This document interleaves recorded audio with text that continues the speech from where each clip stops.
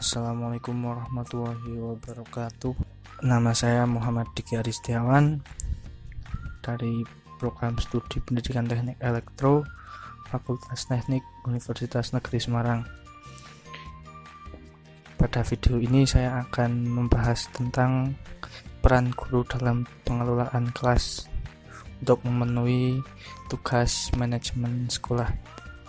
Pada video ini saya akan membahas tentang peran guru yang lebih fokus ke pengelolaan kelas. Mungkin peran guru di dalam manajemen sekolah bisa lebih luas lagi, tetapi saya akan membahas yang lebih fokus ke pengelolaan kelasnya saja.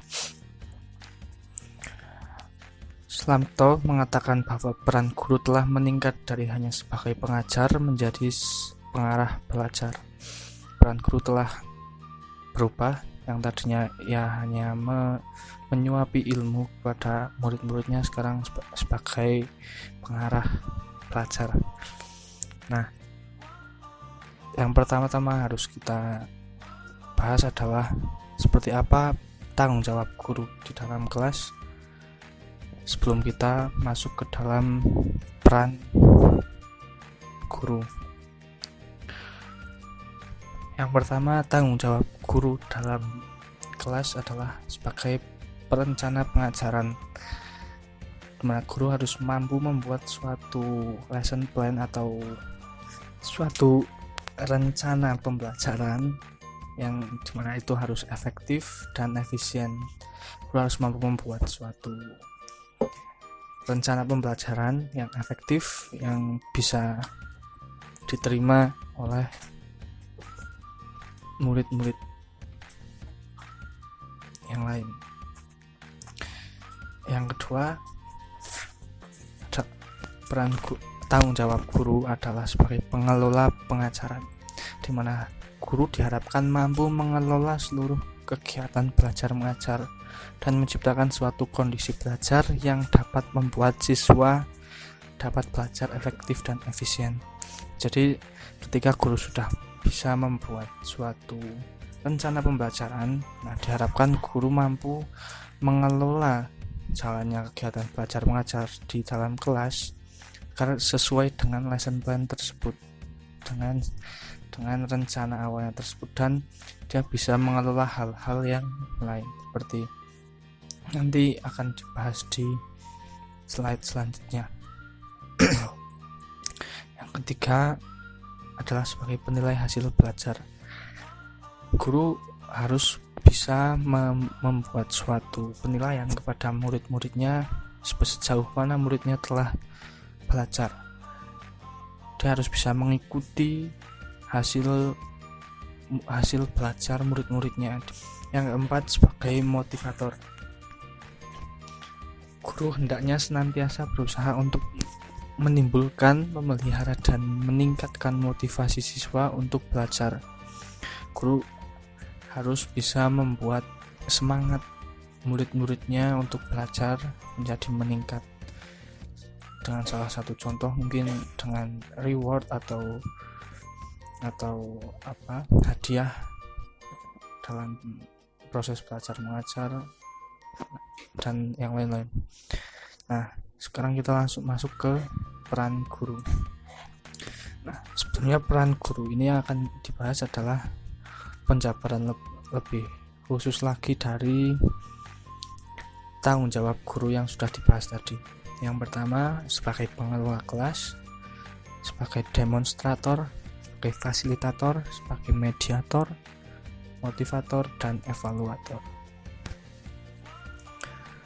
Yang pertama, guru sebagai pengelola kelas. Guru diharapkan mampu memimpin jalannya proses belajar mengajar dan menangani masalah-masalah atau hambatan yang terjadi selama proses belajar mengajar. Nah, dalam kelas mungkin banyak sekali hal yang bisa dilakukan guru, seperti ketika mendapati masalah, misalkan setelah zuhur itu fokus siswa sudah jelas berkurang. Nah, maka dari itu guru harus mampu mengelola kegiatan belajar mengajar agar murid-muridnya lebih bisa fokus, salah satunya dengan misal diselingi permainan, ice breaking dan lain-lain. Yang kedua, guru sebagai fasilitator. Guru sebagai fasilitator harus berusaha memberikan fasilitas yang diperlukan selama proses belajar mengajar, seperti ketika di kelas memerlukan papan tulis, memerlukan layar, mampu memberikan fasilitas tersebut. Guru sebagai demonstrator. Guru harus mampu memberikan contoh peraga penggunaan alat dan media untuk mengerjakan tugas atau materi dan memperagakan penggunaan alat dan media yang akan digunakan dalam proses belajar mengajar. Guru harus mampu memberikan contoh peragaan alat dan media untuk mengerjakan tugas atau materi, seperti misal punya suatu alat yang muridnya tidak tahu dan guru harus mampu menjelaskannya.